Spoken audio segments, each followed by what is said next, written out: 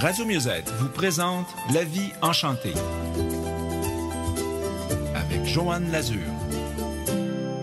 Bienvenue à cette nouvelle émission La vie enchantée avec Joanne Lazure et Jean-Paul Lheureux. Bonjour Jean-Paul. Allô Joanne, ça va bien? Oui, je me suis dépêchée à le dire. Oui. Oui, ça va bien. On sent que il y a comme un renouveau qui est en train de se mettre. J'allais dire une relâche. On sent une relâche cette semaine. Évidemment, c'est la relâche scolaire, oui. Ça va de soi. Dans plusieurs pas ça, endroits. Nous, dans notre temps, hein? Non, mais non. Puis peut-être c'est à cause de ça qu'ils ont choisi maintenant d'en donner, parce que ça fait du bien à tout le monde. Oui. Ça crée une pause. Oui. Ça nous permet également de profiter du plein air. J'espère, en tout cas, parce que c'est sûr qu'on peut s'enfermer dans les centres d'achat et dans les salles de cinéma, quoique c'est intéressant. Oui. Mais c'est important de respirer de l'air, hein? On a besoin de bonnes bouffées d'air. Changer de vibration, moi je dis aussi. Hein? Changer l'énergie d'un endroit. Oui. Oui, ouvrir les fenêtres. Hein? On n'ose pas toujours faire ça. Moi, régulièrement, une fois par semaine, je sors les draps, pas les draps, mais les grosses couvertures, là, pour les faire aérer. Quand on rentre ça dans la maison, oui. Hein? C'est le bonheur. Ça sent bon. Ça sent le frais. C'est vrai. Et quand on se couche là-dedans le soir. On a hâte de se coucher. Oui, hein, c'est. Parce que ça sent c'est bon. Différent. C'est vrai, hein? Alors, d'abord, c'est la relâche. Oui. On sent qu'il y a aussi du renouveau qui s'installe, puisque le printemps, c'est quand même dans quelques temps. Pas si longtemps que ça, en fait. Et qui dit printemps dit grand ménage. Alors aujourd'hui, on va parler principalement de la maison, qui est notre reflet. On a déjà parlé que notre voiture était notre reflet, mais la maison aussi. Alors, on va s'intéresser à savoir, est-ce que je suis bien ou est-ce que j'habite? Évidemment, quand on parle de maison, on ne parle pas d'une maison nécessairement qui nous appartient, mais l'endroit où on habite. On parlera également de l'importance des couleurs, etc. Puis aussi, l'importance d'installer notre énergie. Mais en attendant, oui, vas-y, Jean-Paul. J'allais dire, est-ce que la maison est le reflet de ce que je suis? Oui. Définitivement. Alors, c'est tout à l'envers? Oui, c'est pas nécessairement juste à l'envers, à l'extérieur de nous, mais à l'intérieur de nous. D'où l'importance, on le sait, il y a beaucoup de personnes qui ont le goût, moi je suis comme ça en tout cas, quand je sens là, que j'ai de la peine, que j'ai besoin de me replacer, là, ôtez-vous de là. Ta-da-da-da-da! C'est vrai, ça, oui. Ah oui, puis là, il n'y a rien qui m'arrête. Hein. C'est comme la tornade maman, comme ma cocotte, ma fille me disait souvent, quand je commence. Là. L'énergie est là. C'est important de changer cette ancienne énergie-là et surtout de pouvoir se rendre compte que quand on a de la peine ou quand on est fâché, troublé par quelque chose d'assez gros, là, je me rappelle l'été dernier, j'ai vécu un moment vraiment difficile, une journée, et j'avais de la peine, là, mais vraiment. Et là, même mes amis disaient, Joanne, non, laissez-moi tranquille, laissez-moi vivre ce que je vis. Si j'ai besoin d'aide, ne vous inquiétez pas, je vais faire appel. Mais là, laissez-moi aller. Et j'ai une armoire dans la maison, là. C'est l'armoire de tous les textes que j'ai faits depuis plusieurs années, de tous les enseignements. Tu sais, là, on place les affaires, là, puis j'ai passé au travers de cette armoire-là, cette journée-là. Alors, on recycle cette énergie qui pourrait nous écraser pour faire quelque chose de positif. Et c'est ce qui fait qu'on a l'impression qu'après ça, les choses sont plus pareilles. Non, elles ne sont plus pareilles à l'intérieur de nous. On dirait que nos idées sont plus claires, mais également à l'extérieur aussi. Alors, oui, profitons de ces temps-là pendant que ça passe. Oui. Parce que c'est l'expression « pendant que ça passe ». On sait et on le réalise, là, puis c'est pas juste une question d'âge. On dit souvent, quand on était jeune, on voyait que le temps passait pas vite. Mais même les jeunes, actuellement, constatent que le temps passe vite.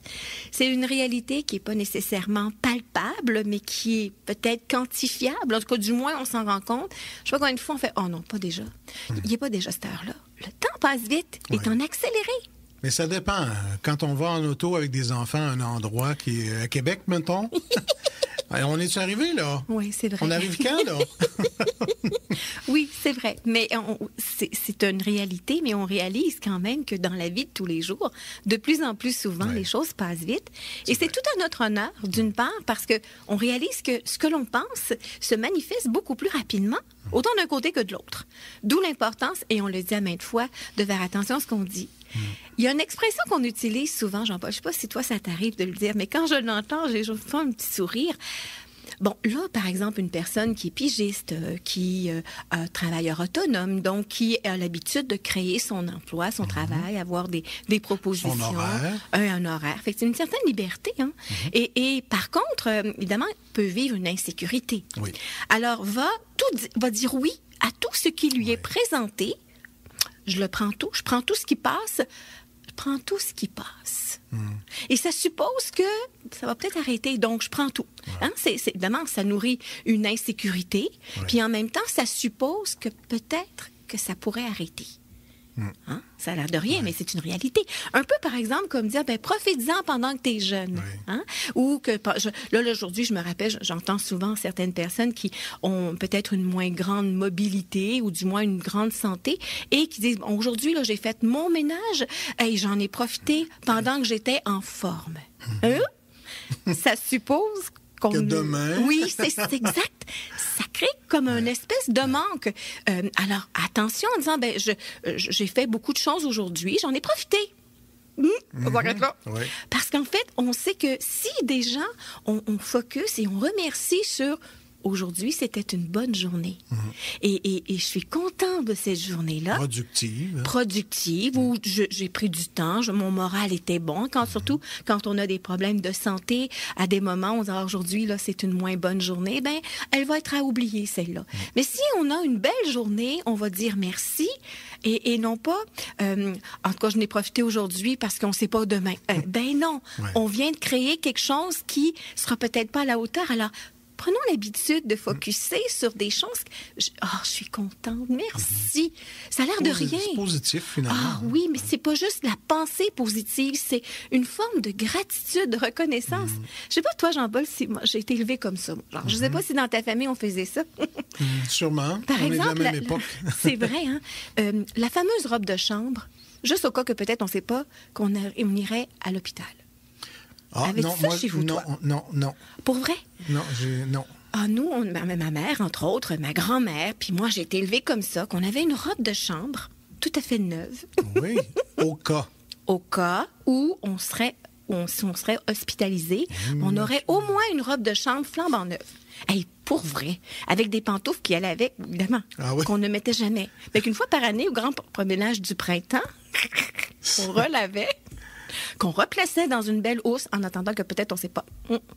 Puis au bout de 10, 15, 20 ans, 10 ans, certains, là, oui, c'est étrange parce que moi, j'ai vraiment été élevée là-dedans. Là. Alors, au fond, ça supposait que pour l'instant, je suis en santé, mais je ne sais pas quand est-ce que ça va m'arriver. Alors, je suis prête. Et au bout de 8, 10 ans, quelque part, parce qu'on ne va pas à l'hôpital régulièrement. Là, la robe de chambre est un peu à mode. C'est en plein ça. Alors, c'est ce qui fait que là, on peut la porter. On achète un autre, non? Oh. C'est fou, hein? Alors, c'est pour montrer comment on a des programmations. On ne se rend pas compte de ça. Par exemple, je me rappelle quand j'avais vu une entrevue avec Wayne Dyer qui nous a quittés il y a quelques temps de ça. Une personne qui est extraordinairement positive, hein, qui a montré également aux gens à faire attention. Et à un moment donné, il se rendait compte qu'il y avait du mimétisme, en fait, des choses que l'on imite. Et il disait qu'il avait quand même une richesse qu'il avait en quelque part accumulée, évidemment, grâce à tout ce qu'il avait fait. Et il avait pris l'habitude, quand il était enfant, parce qu'ils avaient peu de ressources, de prendre les fameux tubes de pâte à dents et de les rouler systématiquement très serrés pour être capable d'aller extirper. Jusqu'à la dernière goutte. Exactement. Oui. Jusqu'à ce qu'à un moment donné, il se rende compte que, c'est-tu vraiment si nécessaire que ça? Est-ce qu'on peut juste prendre du mieux qu'on peut, mais est-ce qu'on est obligé là, sur le côté du rebord du cabinet ou du robinet? Et c'est là que s'est rendu compte que il faisait des choses par habitude. Il venait de s'en rendre compte, puis en quelque part, c'est comme s'il montrait, sans gaspiller pour autant, mais de pouvoir se rendre compte qu'il avait oublié d'avoir une certaine forme de gratitude. Il était plutôt resté sur le côté de quand j'étais enfant, nous en manquions.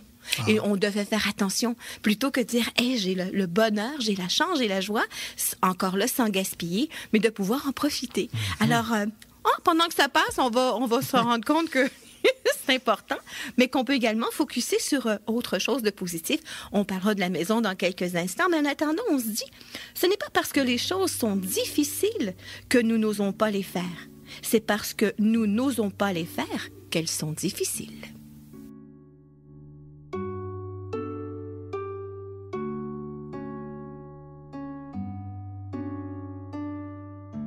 De retour à la vie enchantée à Radio Mieux-être. Alors, Jean-Paul, Oui, on a parlé il y a quelque temps de ça, de notre voiture, notre char. notre char qui était notre reflet. Il y avait écoute ton corps, Oui. écoute ton char. Et là, j'ai le goût de dire écoute ton cœur. Hein? Je trouve ça beau, moi. Oui, ben oui. Alors, on pourrait dire la maison, mon reflet. Alors, d'une part, est-ce que quand on pense à notre maison, quand on pense à l'appartement où on habite, quel que soit l'endroit, est-ce qu'on s'y sent bien? Est-ce qu'on s'y sent à la maison? Est-ce qu'on sent que ces meubles-là nous ressemblent? C'était une question. Ouais. Moi, je dois dire que je demeure en appartement Oui. et mon entourage, ben, c'est moi qui l'ai créé, finalement. Je me sens à l'aise là-dedans. Oui. Mais c'est l'endroit, moi, que je déplore. Je sens pas que c'est un foyer, là. Tu sais, moi, j'appelle ça un foyer. Oui. J'ai connu ça, évidemment. Là. Évidemment, quand on était enfant, quand le foyer, la maison. Notre demeure, là. Hein? Ouais, tu sais. Un sentiment le d'appartenance. Sweet home, là. Oui, home sweet home. C'est ça. Actuellement, moi, je le sens pas, ça. Alors, mon entourage, oui, les meubles et tout ça, les décorations, mais l'endroit, non. Donc, tu sens qu'éventuellement, il pourrait peut-être y avoir un mouvement vers quelque chose qui... Oui, j'aimerais ça vivre dans un, j'allais dire dans un foyer, mais en vieillissant, tu sais. Non, mais mon sweet home, j'aimerais le retrouver. C'est ça. Ouais. Alors, en fait, souvent, c'est un pied à terre, on dit, hein? Un pied à terre. Oui. Alors, ça aussi, c'est important. Un ancrage. Oui, notre demeure, notre résidence. Alors, où est-ce que l'on est et où est-ce qu'on se sent bien? Alors, c'est ce qu'on appelle aussi notre havre de paix. Hein? On peut avoir une maison de rêve, en quelque part, que l'on peut se créer autant à l'extérieur qu'on peut le créer à l'intérieur. Parce que ça aussi, c'est important de voir que l'extérieur, on le sait, le reflet de l'intérieur, et chacune des pièces de la maison, évidemment, représente une partie de nous. Alors, si on regarde, par exemple, c'est pas tant que la maison nous appartienne ou qu'elle ne nous appartienne pas. C'est pas ça l'idée. Par contre, c'est de réaliser, en fait, que beaucoup de personnes, systématiquement, aux 2-3 ans, changent de maison. Oui, ça, c'est vrai. Ouais. Ils ont l'impression qu'ils ont fait le tour. D'ailleurs, c'est ce qu'ils disent. Hein, j'ai fait le tour, il y a quelque chose d'autre qui m'attend. Puis on se rend compte, finalement, que à des moments, on ne se sent jamais chez soi.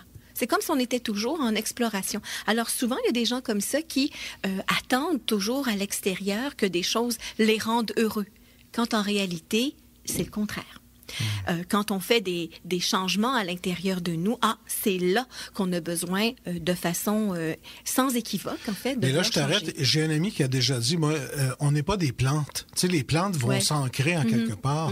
On n'est pas des plantes. Alors, c'est normal qu'on soit des nomades. Genre nomades, en fait. Ouais. Qu'est-ce que Oui, t'en penses? jusqu'à un certain point, il y a des gens qui voyagent bien comme ça. C'est-à-dire qu'ils s'adaptent bien. Si on regarde, beaucoup de Québécois, par exemple, vont passer du temps à l'extérieur pendant le temps l'hiver. Donc, ils ont un pied à terre à l'extérieur et ça leur permet de vivre des choses différentes. Il y a des personnes également qui ont le goût d'avoir une résidence secondaire dans un but de pouvoir un peu couper, je dirais, les habitudes. Ils ont besoin de renouveau continuellement. C'est vrai.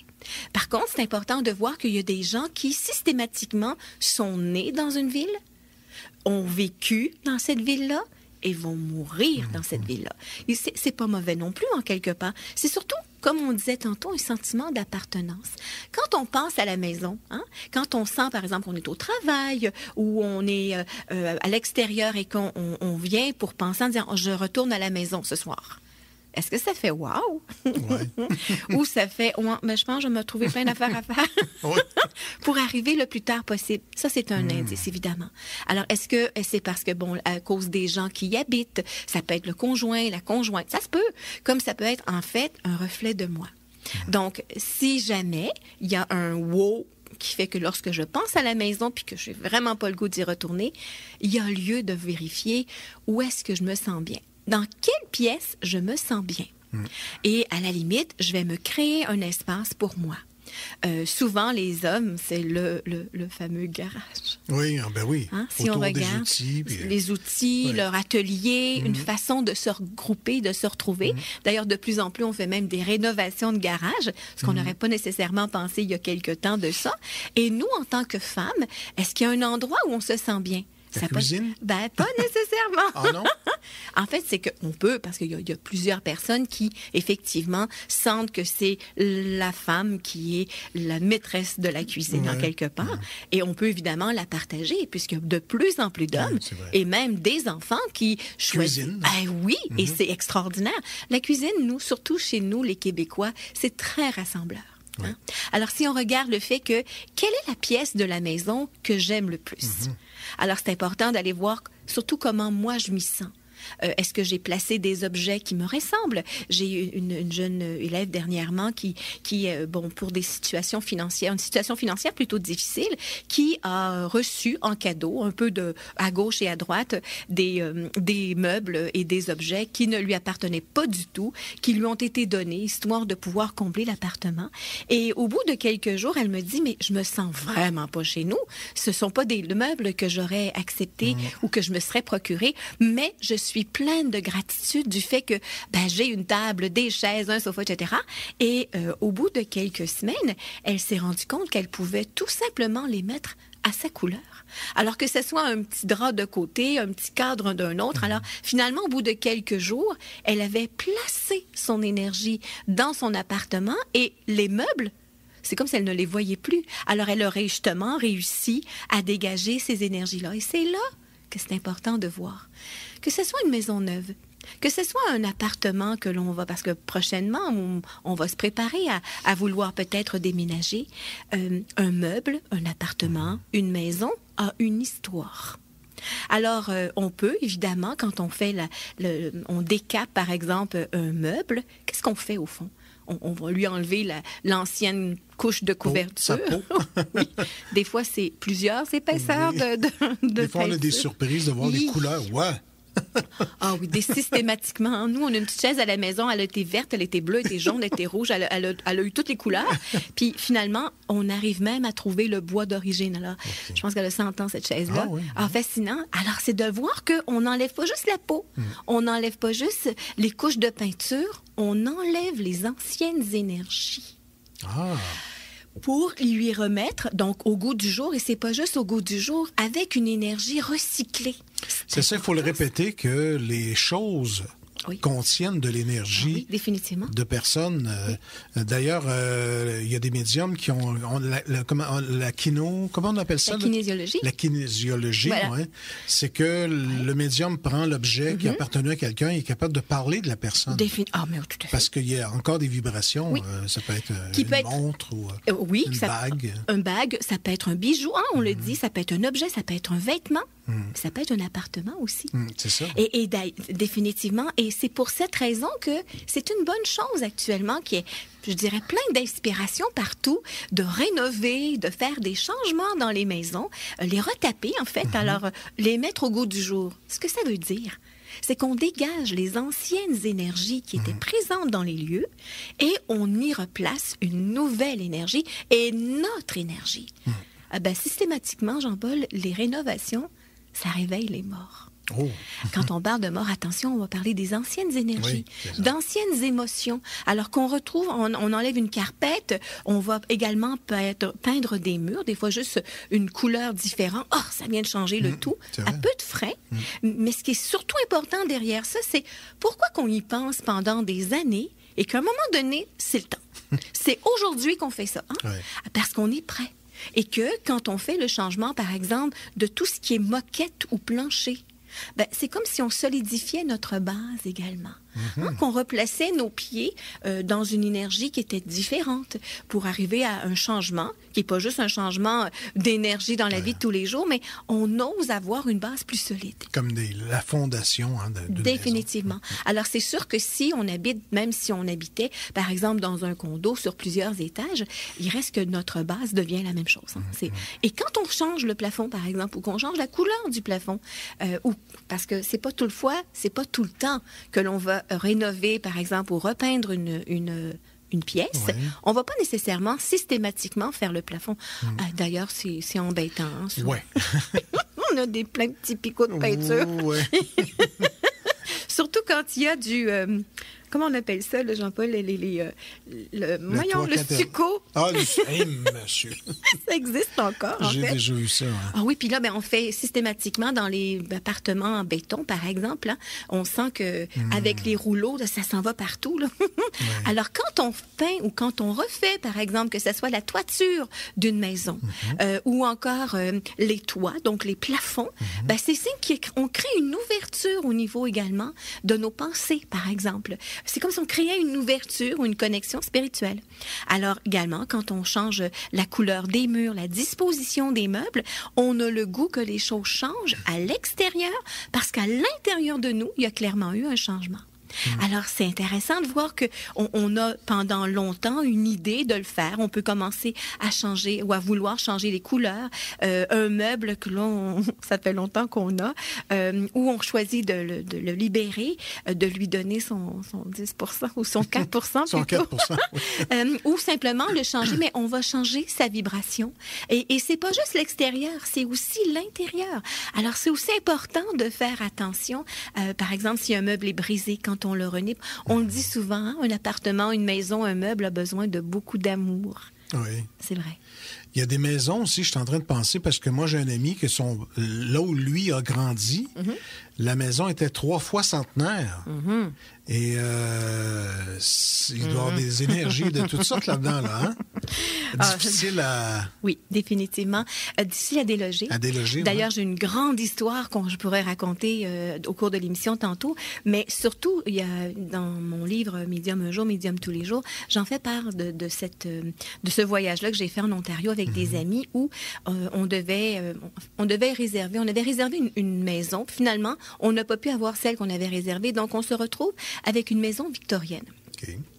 Alors, on arrive avec nos bagages, les 2 couples, et on monte l'escalier. Quand on arrive en haut, il y a 3 chambres, avec une salle de bain. Et aussitôt que mon amie est montée, elle est arrivée avant moi, elle fait « Oh mon Dieu, moi, c'est sûr que je vais pas là. » OK, d'accord. Alors là, j'arrive et effectivement, c'était la chambre à notre gauche. Et lorsque je suis arrivée, j'ai senti qu'il y avait un mur là, qui arrêtait là. Alors, on a fait, OK, c'est beau. Ben moi, je prends celle-là. Bon, et puis, et quand j'ai voulu aller un peu plus loin dans cette pièce-là, on s'est rendu compte que c'était la seule pièce de la maison qui n'avait pas été rénovée. Okay. Et on voyait qu'il y avait une espèce de pan de tapisserie qui avait commencé à être enlevé, mais qui était resté intact. Okay. Il y avait à peine une chaise et puis un petit lit, il y avait vraiment rien d'autre que ça. Puis les stores étaient un peu baissés. Jusqu'à ce qu'à un moment donné, je réalise qu'il y avait une dame qui était dans cette pièce-là, qui était décédée, qui, elle, était systématiquement assise sur le fauteuil berçant et qui se berçait avec une espèce de quelque chose dans ses bras. En fait, c'était un enfant. Alors, elle était encore présente dans la maison, dans la pièce. Et là, ce que j'ai eu comme réflexe, c'est de prendre un lampion, de rentrer dans la chambre, à le déposer à côté d'elle en disant « Je ne vous dérangerai pas, mais si vous avez besoin d'aide, je suis là. » Et elle a vu que je la voyais, évidemment, puis elle m'a juste regardée, mais elle était habillée comme à l'époque, là, avec une robe un petit peu victorienne, avec une espèce de collet, les cheveux remontés, puis d'une tristesse à fendre l'âme. Et finalement, 2 jours après, cette dame décédée, donc tranquillement, elle est venue en contact pour demander qu'est-ce qu'elle faisait, pourquoi, qu'est-ce qu'elle pouvait faire maintenant, et parce qu'elle voyait bien qu'on n'était pas habillés de la même façon qu'elle, et que et là, c'est là que c'était une des premières fois que quelqu'un pouvait lui parler. Et je lui ai signalé qu'elle était probablement décédée au moment où le bébé était né, que son mari, depuis longtemps, qui était décédé, et que là, c'était inutile de rester là. Et elle avait empêché que les propriétaires changent le décor de la pièce. Ah oui.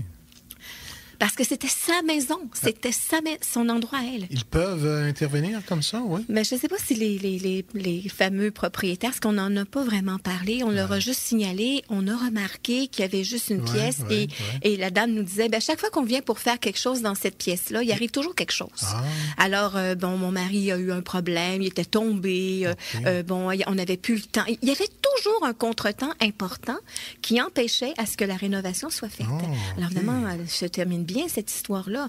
Elle se termine après la pause. Oui, oui. En Tu nous mets attendant... en haleine. Alors, on dit, parfois, les gens ne se rendent pas compte de ce que tu fais pour eux jusqu'à ce que tu arrêtes de le faire. On se retrouve après la pause.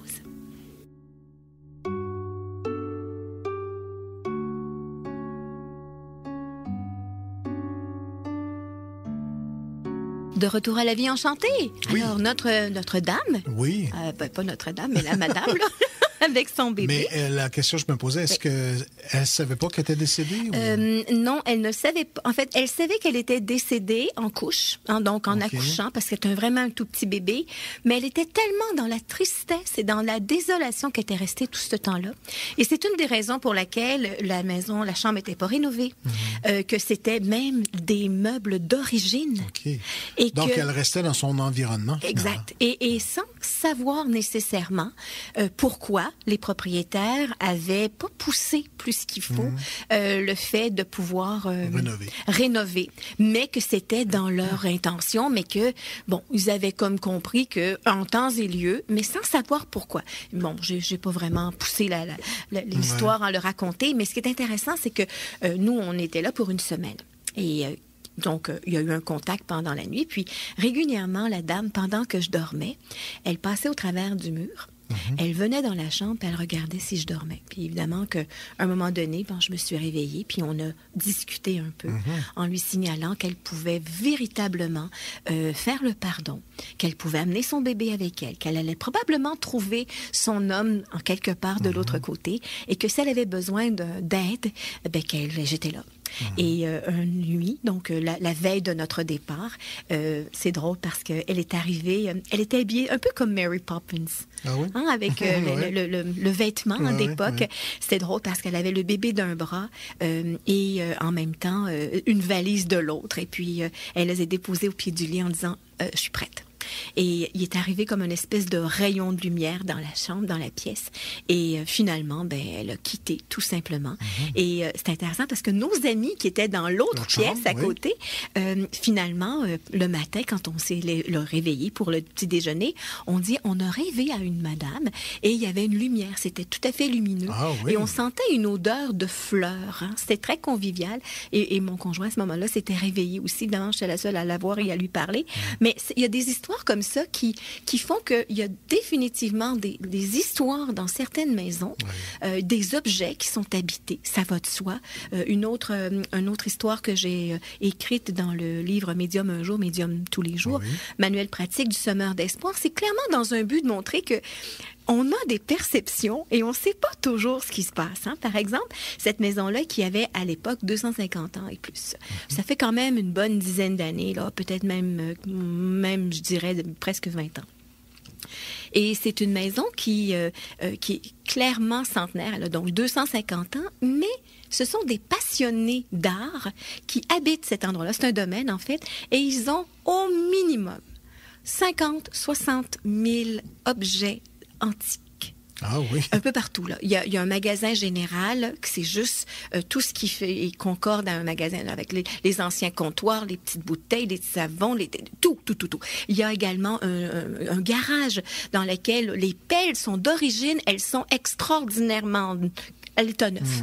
Il y a même des machineries qui sont encore fonctionnelles, même que lorsqu'il y a par exemple, des séries d'époque, certaines chaînes de télé vont se procurer les objets directement là. Il y a un endroit où c'est, je dirais, une habitation où ce sont que des jouets. Donc, des poupées, des camions, tout recyclé. Alors, les objets sont tout recyclés, remis à l'œuf. C'est fascinant, là. C'est extraordinaire. Alors, c'était des amis, donc, de membres de ma famille. Et on rentre dans la maison, puis là, il y a une maison, il y a une cuisine d'été, une cuisine d'hiver. Puis là, pendant que ces gens-là parlent, moi, je me promène un petit peu dans la maison à côté. J'arrive donc dans le haut salon à côté. Et il y a un monsieur qui est assis sur un sofa, un genre de gros canapé. Et il voit que je le vois. Alors, il se lève. Et il me dit, bonjour, je m'appelle Eddie. Et moi, j'habite ici avec mes 2 sœurs. Et là, pendant qu'on est en grande conversation télépathique tous les deux, il y a la dame à côté qui est la propriétaire qui me dit tu vois quelqu'un? Oui, il y a un monsieur. Et là, je lui explique comment il est. Et je me dis qu'il habite avec ses 2 sœurs. Et elle me dit mais oui, c'est nos 2 demoiselles. Alors, lorsqu'ils ont fait l'acquisition de cet endroit-là, ils étaient au courant que c'était la maison familiale d'un homme qui vivait avec ses 2 sœurs. Et tout le monde est décédé, là, évidemment. Mais ils habitent dans cet endroit-là. C'est leur maison. Alors, ils cohabitent avec les personnes vivantes. Ce qui est fascinant, par contre, c'est que comme il y a autant d'objets qui sont des antiquités, il y a plein de gens, là. C'est ça. Il y a plein de gens qui sont accrochés après leurs objets. Et il y a du monde, là, toi. Ben oui. Ah, j'ai eu du plaisir. Et donc, on arrive dans la maison, en fait, au 2e étage, là où sont les chambres, et il y a une chambre qui est bleue. Et tous les objets sont bleus. Et à un moment donné, je sens comme quelqu'un qui me joue après les cheveux sur le dessus de la tête. Donc, je me tourne et la dame me dit, mon nom, c'est comme une fleur. Alors là, la dame en question, la propriétaire, elle voit bien que j'entends quelque chose. Alors elle me dit, alors je dis oui, la dame, elle me dit qu'elle a un nom de fleur. Elle dit oui, c'est Rose. Et lorsqu'on a ouvert la porte, qui était la chambre de la dame, tout était en rose. Évidemment. Parce qu'elle avait inspiré la dame propriétaire à pouvoir décorer dans ces tons-là. C'est fascinant. C'est ton à elle. Là, C'est ton à elle. Alors là, on sait où est-ce qu'il est le monsieur. On sait où est-ce qu'il est l'autre. Mais l'autre sœur est où? Alors, c'est là qu'on ouvre la porte donc, de la chambre principale du couple. Et là, je fais... Est-ce que vous êtes au courant que vous avez une madame qui couche et qui dort dans votre lit en plein milieu? En permanence? Quasiment. Alors, évidemment que le monsieur était coquin, alors il trouvait ça amusant de dormir à 3 dans le lit. Mais c'est une réalité. Et eux entendent régulièrement marcher, entendent ces personnes-là qui avaient aucun intérêt à quitter la maison et aller ailleurs. Alors, ça existe définitivement. Et c'est important de voir que il y a des films d'ailleurs qui existent, à savoir, les humains vivants cohabitent avec les personnes décédées. C'est pas plus favorable ou moins favorable, c'est pas censé. On est juste censé d'avoir nécessairement fait la paix avec notre existence pour passer à autre chose. Alors, ne perdons pas de vue, rappelons-nous que lorsque on achète un objet, que l'on visite les antiquaires. Oui. Oh, que du monde là. Et que en même temps, quand on porte un vêtement ou que l'on recycle par exemple un meuble, on peut passer par différents états d'âme. On a des maux, MAUX, des inconforts. Tout d'un coup, on a mal à une épaule, on ne sait pas pourquoi. Il y a des chances que la personne dont était propriétaire de l'objet ou de la maison vivait ces états d'âme-là. Alors, c'est important de ça. Alors, d'où l'importance de réaliser. Quelqu'un me dirait, oui, mais j'ai une maison neuve. Oui. Mais la maison neuve, elle a été construite sur un terrain. Et ce terrain-là a son histoire. Alors, d'où l'importance de voir que régulièrement, c'est pour ça qu'on disait souvent le ménage du printemps. Et ça coïncidait souvent avec la venue du curé. Tu te rappelles, monsieur le curé? Ben oui. La dîme. Ben oui. Bien, nous, on avait on a dit tantôt, la fameuse robe de chambre et les pantoufles assorties. Mais on avait aussi le fameux salon de monsieur le curé. Aviez-vous ça, vous autres? Ben, on avait notre salon à nous, mais... Non, il n'y avait pas... Non. Nous, on avait un salon dont on se servait régulièrement. Puis on avait le salon de monsieur le curé. Je peux te dire que les meubles étaient neufs? Parce qu'on avait... Tu veux dire, la pièce était réservée à la visite de monsieur le curé? Oui, c'était un salon double en l'appartement où on habitait, en fait, le logement où on habitait, à Verdun. On voit ça souvent dans les avenues à Montréal aussi, où on a la pièce en avant qui est double à l'autre. C'est comme un salon double. Et c'était le fameux salon de monsieur le curé. Et on s'assoyait là, jamais. Mais le monsieur curé, quand il venait à la maison, il faisait quoi? Bon, mis à part la dîme, Jean-Paul. Oui. Il venait bénir la maison. Voilà. Il venait bénir la maison. Il apportait même son goupillon. Ce qui veut dire pour bénir avec l'eau, Oui. C'est ça, là? Oui. Je savais pas que c'était un goupillon. Moi, on appelait ça un goupillon. Bon. Mais on mettait, en fait, il y avait vraiment une bénédiction. Il y avait, en fait, avec l'eau, en fait, ce qu'on faisait, c'est qu'on changeait l'énergie. C'est ça. On repoussait ces énergies. Exactement comme... On faisait des prières aussi à haute voix. Ben oui. En fond, c'est pas un exorcisme, on s'entend là. Mais c'est dans un but de libérer ces anciennes énergies-là et de ramener une nouvelle énergie neuve. C'est important. On le oublie fait. ça aujourd'hui. Eh hein. oui. Alors, c'est sûr qu'attention, on ne mettra pas nécessairement l'aspect religieux là-dedans, C'est ça. mais d'aller voir au-delà de ça. Et nous, on peut le faire. D'où l'importance, par exemple, plusieurs d'entre nous, on a l'habitude de mettre des lampions, par exemple, Ouais. ou des bougies, de l'encens. J'allais te demander tantôt si j'avais raison de penser que quand le médium ressent des choses d'un objet qu'il Oui. prend dans ses mains, Oui. c'est parce que la personne qui a possédé cet objet-là Oui. a laissé ses émotions. Est-ce que j'ai raison de penser ça? Ben, en fait, c'est rare que la personne va retirer ses émotions d'un objet. C'est ça, hein? En fait, Non, mais ce que le oui, médium ressent, c'est Oui. les émotions définitivement. qu'il y a d'incrustées, Oui, si on veut, dans exact. le... L'émotion, l'énergie, L'énergie. le tempérament de la Oui. personne, définitivement. Et ça, on n'a pas besoin d'être un médium professionnel pour ressentir ça. Hein. OK. Si on est à l'écoute là dans la vie de tous les jours, il y a des objets qui nous attirent naturellement et d'emblée. Puis il y en a d'autres, on se garde une petite gêne, puis on n'ose même pas y toucher. En fait, c'est le fameux corps éthérique, le fameux corps Oui, énergétique oui. de l'objet. Alors, d'où l'importance que quand on recycle, quand on renipe, quand Oui. on rénove, Oui. au fond, on n'enlève pas juste la peau, on enlève également quelquefois l'énergie Oui. qui est présente et qui est là, comme si on arrivait à un point zéro OK. dans l'objet, et là, on peut y placer notre énergie. Les nôtres. Et c'est là qu'à des moments, un peu comme la... Avec une émotion, je rajouterais, moi. Oui, oui. Une chanson, Ouais. on rit, je sais pas, une émotion. À notre énergie, notre, Oui. ce que l'on est, notre couleur, notre essence. Mhm. Alors, c'est pour ça que la jeune fille dont je parlais tantôt, qui avait reçu des cadeaux de tout le monde, en fait, des meubles, des objets Mhm. qui lui servaient, elle était super contente, mais elle le disait elle-même, c'est pas moi. Alors, d'où l'importance que, en frottant, en nettoyant, en dégageant, en renipant, en peinturant, en décapant, peu importe, on y enlève cette ancienne énergie-là. Alors, on ne sera pas surpris qu'à des moments, on ne sait pas pourquoi, mais on pleure pendant qu'on décape. Et c'est pas nécessairement parce qu'on a de la peine, mais on ressent ce qui se passe et que Oui. le meuble a un vécu. Et à partir de ce moment-là, on sent qu'elle a une âme. Alors, c'est pour ça que, quand on parle de notre havre de paix, c'est pas tant que ça soit notre maison, que ça soit mon bien à moi, tout payé, sans hypothèque. C'est pas ça. C'est d'être en mesure de dire, je me sens bien chez moi. Et si on se sent bien chez soi, souvent c'est parce qu'on se sent bien avec nous. Et quand on se sent bien avec nous, c'est qu'on a l'habitude de regarder ce qu'on a. Et on est heureux d'avoir ce que l'on a, plutôt que de regarder qu'on n'a pas. Ou ce que l'on n'a pas. C'est drôle parce que pendant que tu parles, je pense au chat, par exemple. Le chat qui fait son endroit où il va dormir. Oui. Et il est vraiment chez lui, là. Oui, il a et- mis ses vibrations. Exact. Puis il ne dort pas toujours au même endroit, d'ailleurs, si on remarque. Il y en a plusieurs, Oui. mais c'est toujours les mêmes. Les mêmes endroits. Oui. Ça dépend des chats. Comme mon chatou, mon charlot d'amour, Oui. qui quand Qui a même... rendu l'âme il n'y a pas longtemps. Mais Oui, on oui. l'a accompagné au paradis Oui. des chatous. Mais Charlot, en fait, dormait régulièrement à différents endroits, là où sentait qu'il y avait un manque d'énergie. Ah, OK.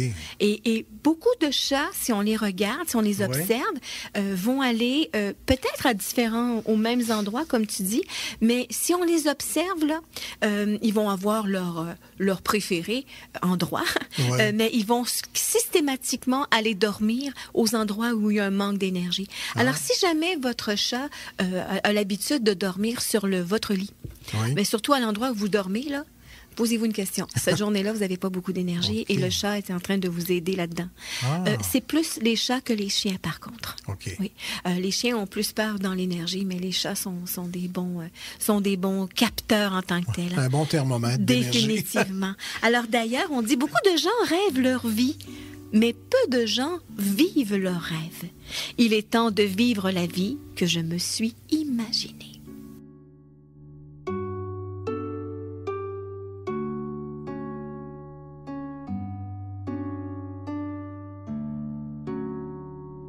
De retour à la vie enchantée, Oui. Jean-Paul. On n'a pas chanté encore, par exemple. Non, Mais tu nous enchantes avec tes belles paroles. Ah oui. Non, mais sérieusement, parce Ouais. que tu relèves... Ce que j'aime de cette émission-là, c'est que tu relèves des choses qu'on a eu tendance à oublier, qu'on a connues quand on était enfant. Ouais. Des choses naturelles, finalement, qu'on ne porte plus attention aujourd'hui. Exact. Oui. Et qu'on devrait avoir gardé. Mais c'est important parce que Des rituels. Des rituels, des pourquoi qu'on faisait les choses. Parce que au fond, là, et on avait peut-être raison jusqu'à un certain point de mettre beaucoup l'aspect religieux qui était à la limite sclérosant. On a jeté le bébé, l'eau, le bain, on a tout jeté. Le bubble bath. Le savon avec. Oui. Te rappelles-tu de ça, toi? Du bubble bath, Jean-Paul? Ah, mon Dieu, oui. Ah, tu sais, la petite boîte rose, là. Oui. On mettait ça dans le bain, puis ça avait plein de mousse, là. Ah oui, puis c'est pas bon pour la santé, ça, apparemment. Je sais pas, on n'en fait plus. Il paraît que non, c'est pour vrai? les voies urinaires, par exemple. Ah, Hein? je sais pas. Non, c'est pas... En tout cas, moi, j'aimais beaucoup ça, monsieur Bubble Bath. c'est bien beau, ça sent bon, mais faut pas oublier de se rincer correctement après. Mais moi, ce que je faisais, c'est que je me faisais une barbe. Ah ben oui. Ah, puis une moustache. Mon là, fils adorait ça aussi quand il était enfant. On aimait ça, hein? Oui. Alors, justement, les salles de bain. Oui. Qu'est-ce que ça Ah oui, représente? on n'a pas parlé? Ben non, parce que si on regarde... Il y a beaucoup de création qui se fait là. Non, mais c'est vrai, moi, quand tu vas à la salle de bain, et des fois que c'est un peu plus long que d'autres fois, là, moi, j'avais mon imagination de chansons, par exemple. Oui. Je trouvais des paroles de chansons. Est-ce que tu sais pourquoi? Non. Ah, c'est intéressant. Oui, donc. Parce que c'est une petite pièce, oui, mais c'est surtout parce qu'il y a de l'eau. Ah. Et l'eau est un bon conducteur pour l'énergie, donc on est très intuitif. Okay. Même d'ailleurs, souvent, c'est ce qu'on dit. Va aux toilettes, là, on va avoir une intuition, on va avoir une... C'est vrai? Oui, j'ai un ami, moi, que professionnellement, il créait des choses. Je disais, où c'est que tu prends ça? Puis il dit, sur le trône. Il dit assez souvent, ça me vient sur le trône. Sur la toilette. Sur la toilette, dans le bain, dans la baignoire, sous la douche. Oui, parce que c'est l'élément eau. Ah, c'est intéressant, hein? Alors, quand on parle donc justement des différents endroits dans la maison, hein, évidemment, on a souvent une cuisine. Hein? Oui. Ben ça en prend une. Là. Oui. La cuisine, c'est souvent associé au système digestif.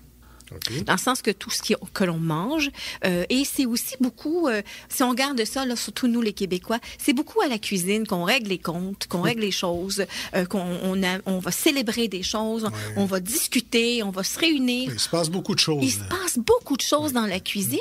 Alors c'est tout ce que les choses, donc des interactions, c'est vrai, mais c'est surtout tout associé au système digestif. Des choses que je vais digérer, des choses que non, je refoule, dans un but justement de créer une belle communication et un bel échange. Que je vais absorber. Et absorber, définitivement. Alors, c'est très festif. Hein? Maintenant, si on regarde le salon, le salon est beaucoup associé justement aux échanges, en quelque part. Alors, souvent, d'ailleurs, c'est ce qui explique, on a des aires ouvertes. La salle à manger, cuisine et salon, de plus en plus, parce qu'avant, c'était le salon. Hein? Et le salon, c'était souvent pour papa, pour qu'il puisse se reposer, hein? Ou les hommes de la maison. Une pièce à part. Une pièce à part, ou pour le monsieur le curé, comme on a parlé tantôt. Mais que de plus en plus, on crée des ouvertures. Alors, c'est beaucoup moins compartimenté. Et de plus en plus, on voit des hommes qui sont égaux aux mamans, par exemple, pour s'occuper des enfants, etc. Alors, c'est ce qui explique les aires ouvertes dans les maisons. Alors, tout le système digestif, le côté interrelationnel également, ce que l'on peut échanger, ce que l'on peut aussi absorber, comme tu disais. Par contre, quand on parle de notre chambre, notre chambre à coucher, on l'associe à quel organe de notre corps? Au cœur. Là où est-ce qu'on va se reposer?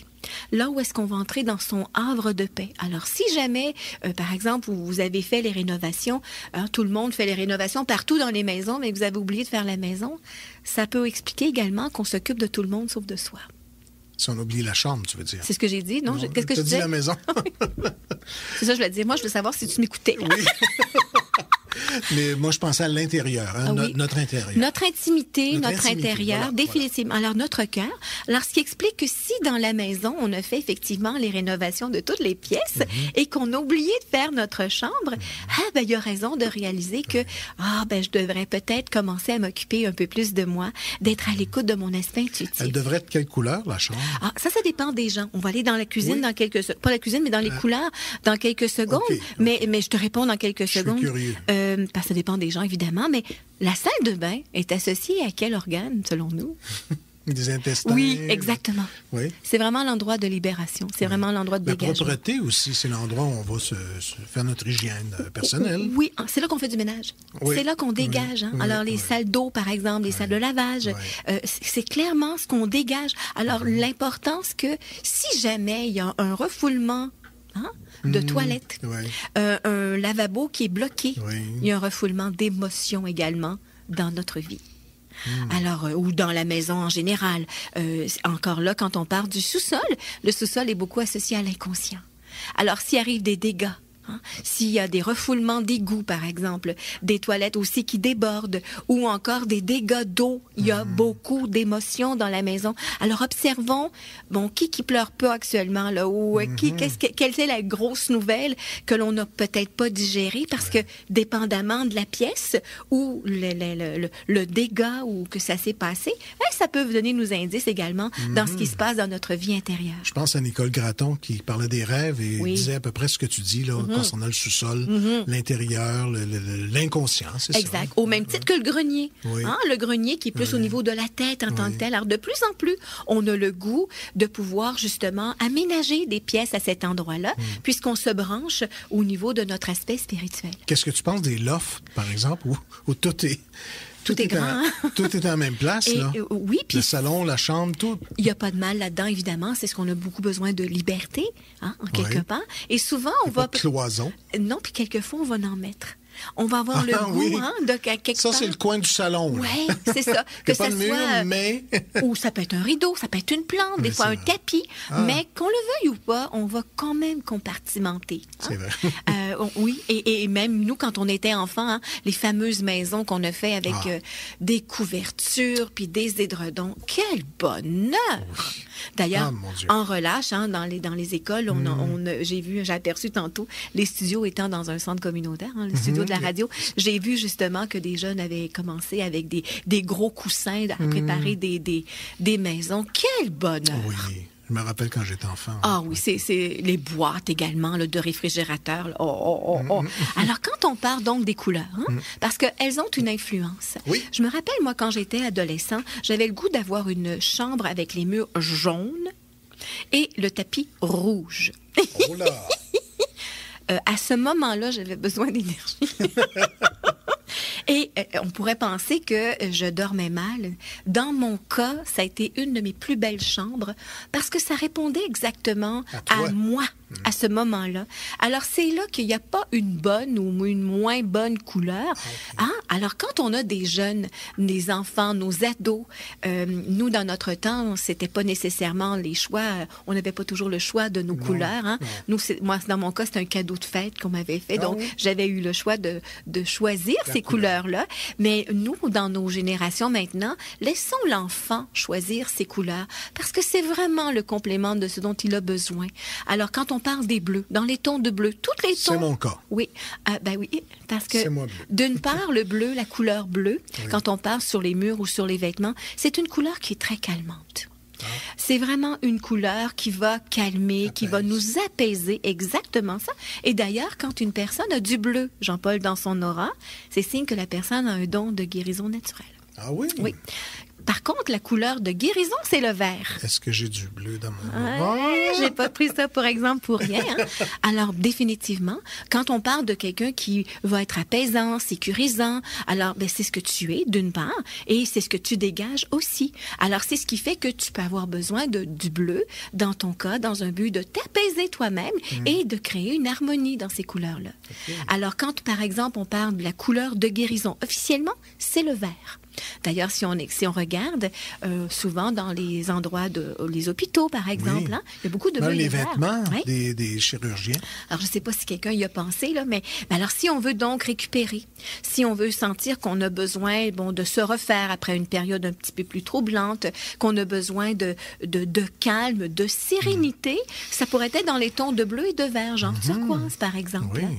Alors, surtout en convalescence, le vert est tout à fait approprié. Si on a besoin d'énergie, mais c'est là qu'on pourrait aller vers plus le jaune, par exemple, ou dans les tons de rouille. Le rouge, ce sont des couleurs très chaudes. Alors, dans les salles à manger, par exemple, ou dans les cuisines, c'est très convivial. Je sais pas si tu te rappelles, dans le temps, dans le temps des années 60-70, il y avait je me rappelle qu'une cuisine était dans les tons de rose. les armoires étaient roses. Dans La Petite Vie, je pense que c'est... Mais je me rappelle, là, avec les espèces de grosses poignées, là, mais rondes, là, un peu curvées à l'intérieur. En fait, bref, c'était rose. C'est pas très appétissant. Ça nous amène pas à... Alors, si on veut que la cuisine, par exemple, soit conviviale, dans les tons chauds, donc de rouge, de ocre, orangé, même à la limite de jaune, c'est donc très favorable pour bien digérer, pour bien apprivoiser, justement, ces échanges. Mais pourquoi, moi, quand je m'habille en blanc, par exemple, j'ai de l'énergie pour travailler physiquement, je parle. Ben, le blanc, en fait, c'est la couleur qui synthétise toutes les autres couleurs. Donc, dans le blanc, il y a tous les spectres de couleurs. Okay. Alors, quand on porte du blanc, on a le rouge, le rouge, l'orange, le jaune, le vert, le bleu, le violet. Alors, le blanc synthétise toutes ces couleurs-là. Et quoi penser à un ado qui veut que sa chambre soit noire? Ça arrive, ça. Oui. Puis d'ailleurs, on le voit souvent, même de plus en plus en décoration, l'aspect noir dans les murs, par exemple, les murs d'ardoise, ou encore... Alors, le noir, c'est une couleur de protection. Qu'elle soit portée ou qu'elle soit mise sur des murs, par exemple. Alors, on peut avoir besoin d'un moment d'isolement. Alors, on parle des noirs, mais on peut parler des couleurs très foncées, comme les bleus marines, par exemple. Ça a été très longtemps une tendance, si on regarde au niveau des couleurs. Maintenant, c'est un petit peu, plutôt des tons neutres. Alors, si on regarde, c'est beaucoup en lien aussi avec, je dirais, nos cultures, nos influences. Hein. Actuellement, on ne tient pas nécessairement à être très coloré, mais plus aller sur ce qu'on appelle en anglais low profile. Alors, on a le goût dans des teintes, dans des tons neutres en tant que tel, ce qui est correct aussi. Alors, le noir est une couleur de protection définitivement. Alors, on parle donc de ces couleurs-là, d'une part. On dit également que quand on change, par exemple, on a parlé les revêtements au sol, les planchers, les peintures, on a le goût de mettre des choses nouvelles, donc de ramener de l'énergie. Éventuellement, on aura peut-être le goût aussi, si on le veut, de pouvoir, quand on veut déménager, ça arrive souvent actuellement dans tous les modes de dépersonnalisation de la maison. On en parlera de façon plus précise la semaine prochaine avec des exemples, à savoir, moi, je veux vendre ma maison. Qu'est-ce que je dois faire? Pourquoi qu'elle se vend pas? Alors, il y a des raisons pour lesquelles on sent qu'on a le goût de faire un mouvement, on veut changer, mais il n'y a rien qui se vend. Alors, pourquoi? On découvrira la semaine prochaine, d'une part, des exemples. Qu'est-ce qu'on peut faire aussi?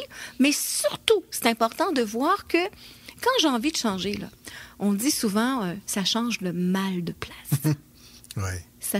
Ça change le mal de place. Le mal reste. Et le mal reste. Ou du moins, ça va passer. Tout finit par passer. Puis ça finit par repasser. Parce qu'on ne sait pas toujours pour quelle raison on va faire une action. Pourquoi qu'on a changé. C'est systématiquement, il y a des gens qui, aux 2 ans, changent tous les rideaux. Et pourquoi qu'on a besoin de ça? Peut-être qu'on a besoin que l'extérieur nous montre qu'il y a un vide en dedans puis que j'ai pas nécessairement... Donc, ça reflète notre intérieur.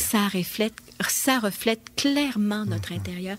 La semaine prochaine également, Jean-Paul, on se penchera sur La maison des 3 petits cochons. Ah oui. Et la chanson, entre autres, que j'adore, moi je l'aime tellement, celle de Dan Bigra, La maison des 3 petits cochons. On la trouvera peut-être la semaine prochaine. Mais en attendant, on va se quitter en se disant, je suis plus grand que tout ce qui peut m'arriver.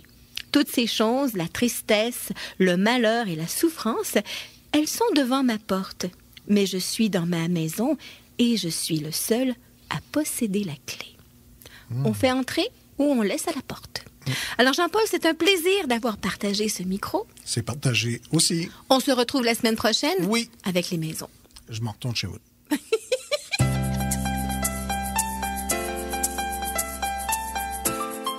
Cette émission est une production de Radio Mieux-être.